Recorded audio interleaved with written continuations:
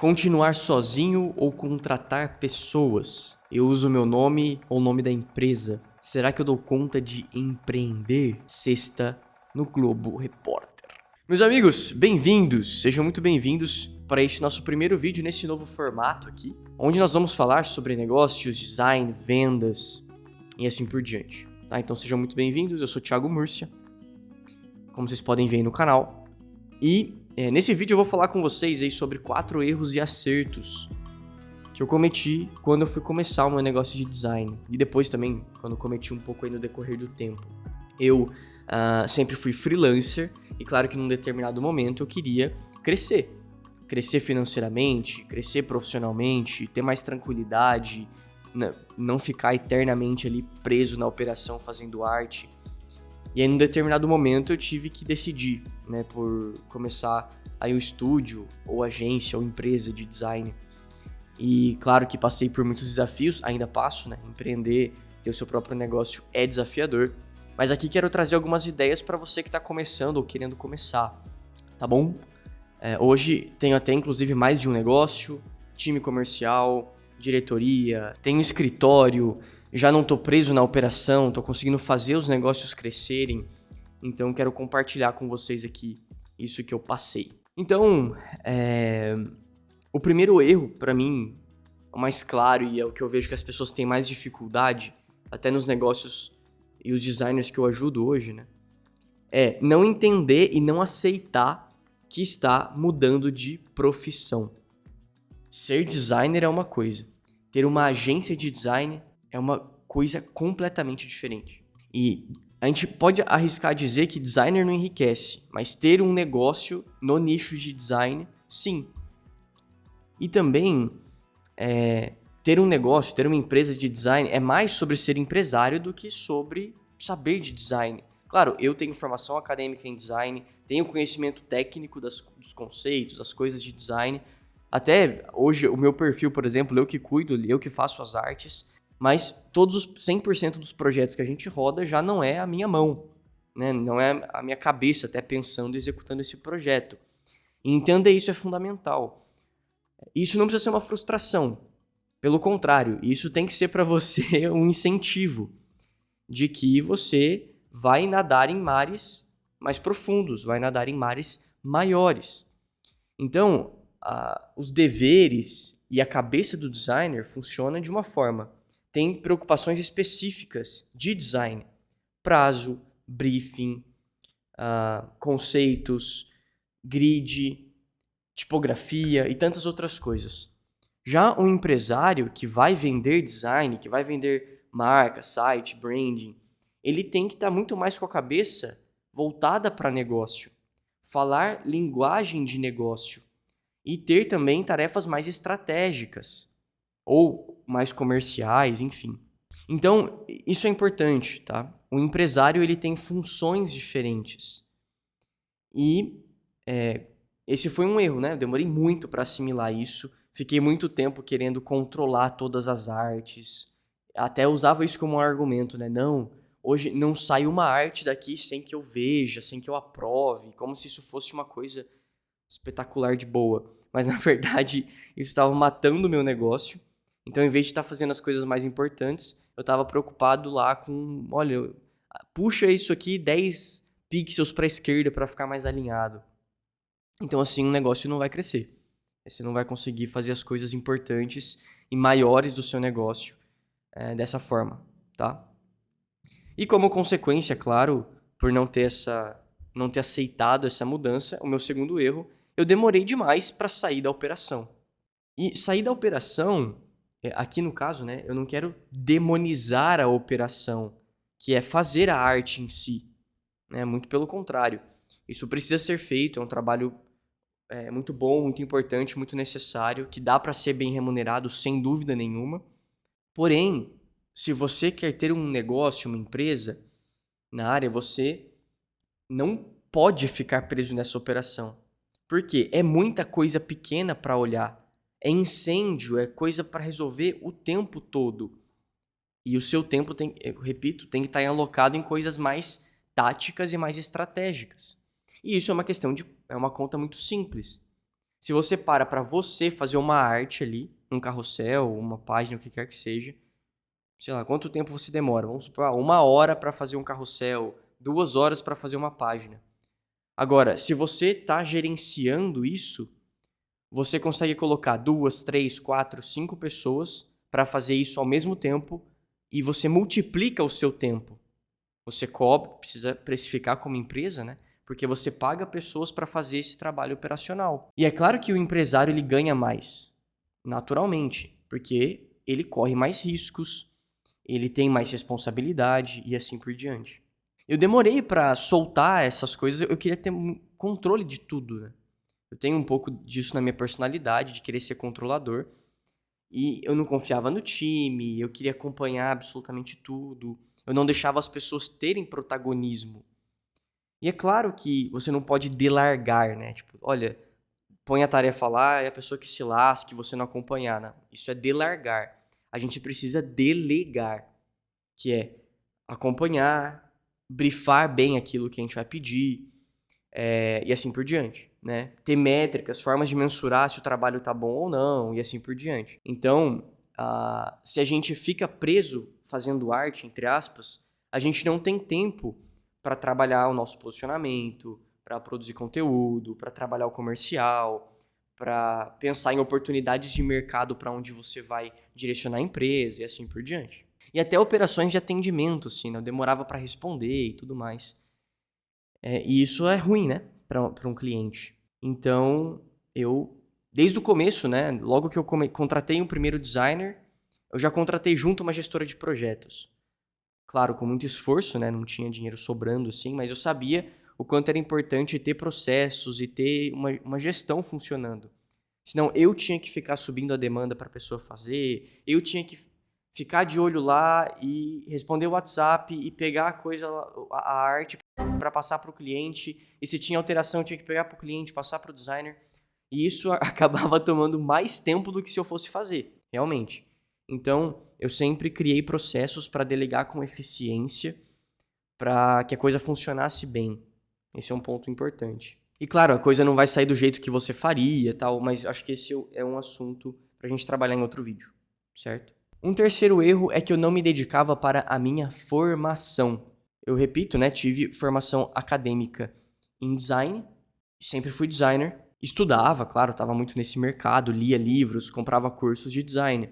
Só que aí eu precisava mudar os meus estudos, mudar a minha formação, porque agora eu tinha que estudar coisas sobre empresa, sobre mercado, sobre gestão, sobre liderança, sobre comercial, sobre posicionamento, branding, né, e assim por diante. Então, eu demorei muito para comprar treinamentos, cursos, livros dessa área, mentorias. Então, eu pensava muito como designer e não tinha mesmo habilidade, não tinha conhecimento para poder tocar o negócio. Tanto que eu fiquei um bom tempo fechando o fluxo de caixa no negativo, né? Não tinha lucro, porque eu contratava a pessoa, só que eu dedicava muito tempo para coisa sair, e aí, claro que a conta não fechava, né? Então, um ponto de resolução importante é ter cultura de estudos. Eu já falei isso em outros momentos. Tem live sobre isso, né? Salvo engano, a live 11, eu falo sobre rotina eficiente. E parênteses, né?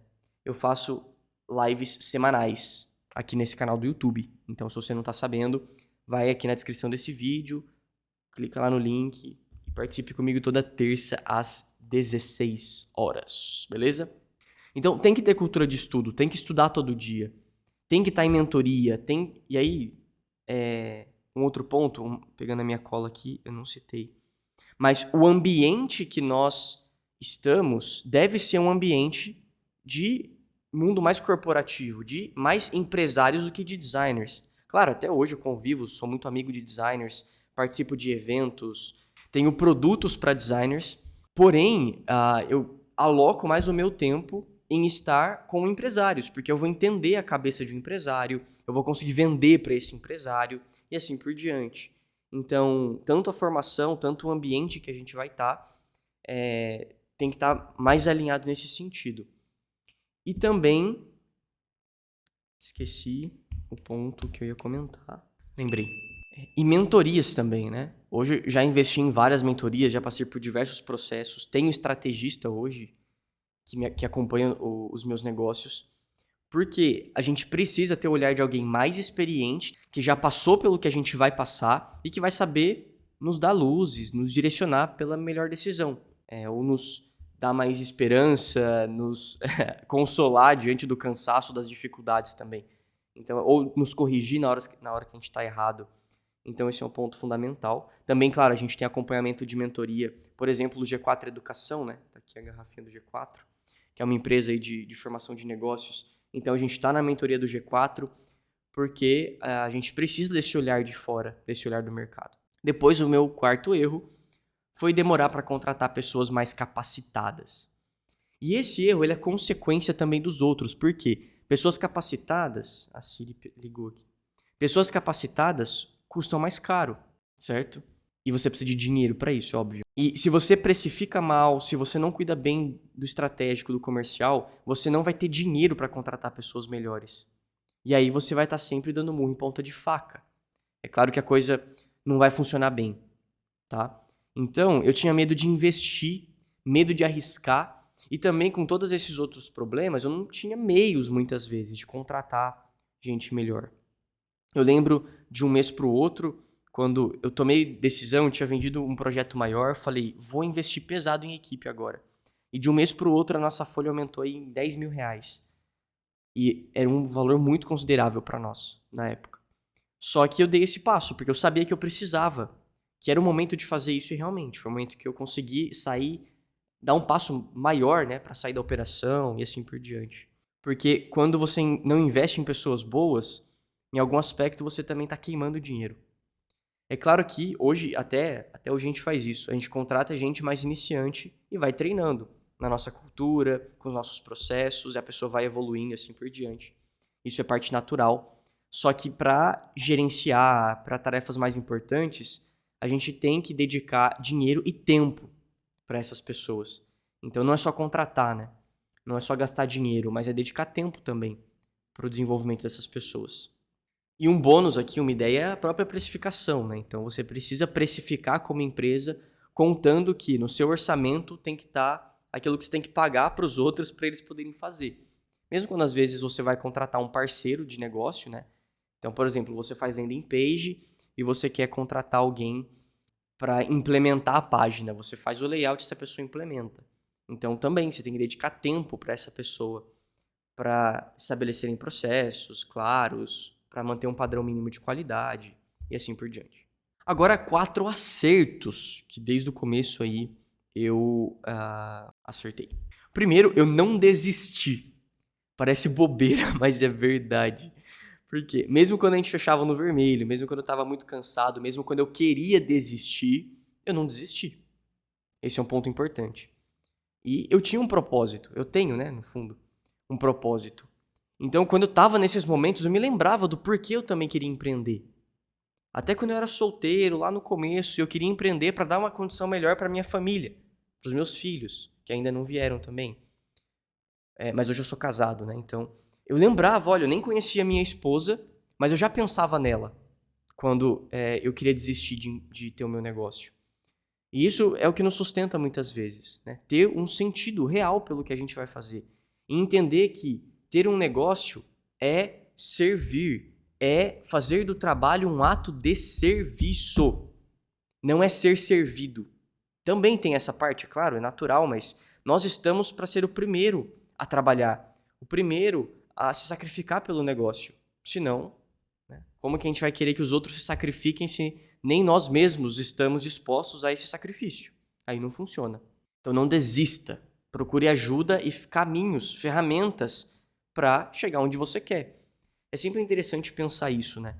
Que quando você está cansado, sem uma luz, sem saber para onde ir, cara, você tem que entender que existem pessoas que já passaram por isso e superaram.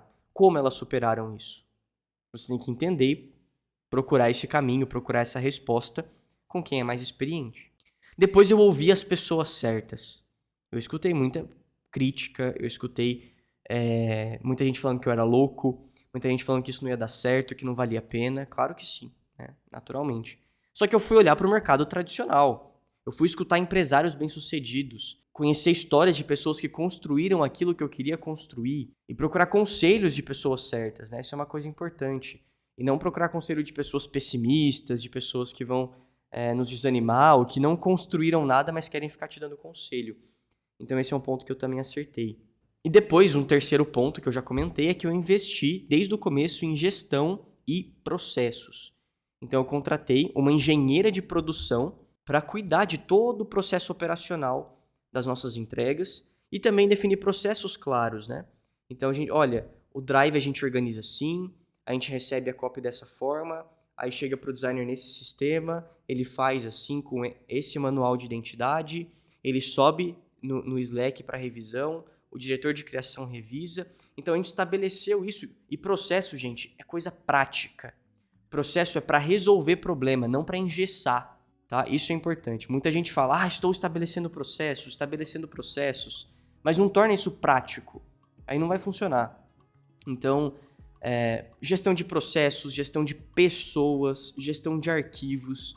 Então eu sempre dediquei tempo e até dinheiro para isso, porque eu sabia o quanto era importante. E isso está alinhado também com o nosso quarto acerto, que é eu fortaleci os nossos diferenciais. Porque num mercado onde existem muitas opções de compra barata, então você acha logo por R$400, gestão de redes sociais por R$200, e você querer vender caro nesse mercado, você precisa ter diferenciais muito claros e bater nesses diferenciais.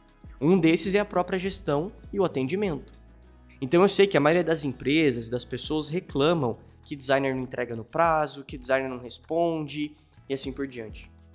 Então desde o começo eu sabia que ter isso seria um diferencial muito grande. Então eu contratei essa gestão, hoje a gente tem uma equipe de gestão e atendimento que responde rápido, que resolve os problemas, que articula quanto demanda cada designer ou cada pessoa consegue fazer, articula prazos, para que a gente consiga fazer isso bem feito. Tá? Então, fortalecer esses outros diferenciais. Se você vai atender um nicho específico, se você é muito habilidoso em tal questão, isso é uma coisa que a gente não pode deixar de enfatizar. E isso é branding, né? Isso é diferenciação. E é isso que vai fazer você conseguir vender mais caro. É um assunto para outra aula, mas isso é extremamente importante. Então, se você gostou desse vídeo, taca o dedo aí no gostei, compartilha com outros amigos designers também e deixa aí nos comentários dúvidas ou erros e acertos que você também cometeu. E se você quer ter o nosso direcionamento no seu negócio, mesmo que você é um freelancer, está começando, aqui na descrição desse vídeo você encontra o link para a aplicação para a nossa mentoria. Então você responde ali o formulário, o nosso time vai ler essa aplicação para você poder também conhecer o nosso processo de mentoria, ser assessorado por nós na construção do seu negócio, que tem que ser lucrativo, escalável e que também te dê tranquilidade, sossego, porque senão o dinheiro também não vale a pena, tá bom? Então, até o nosso próximo vídeo e tamo junto!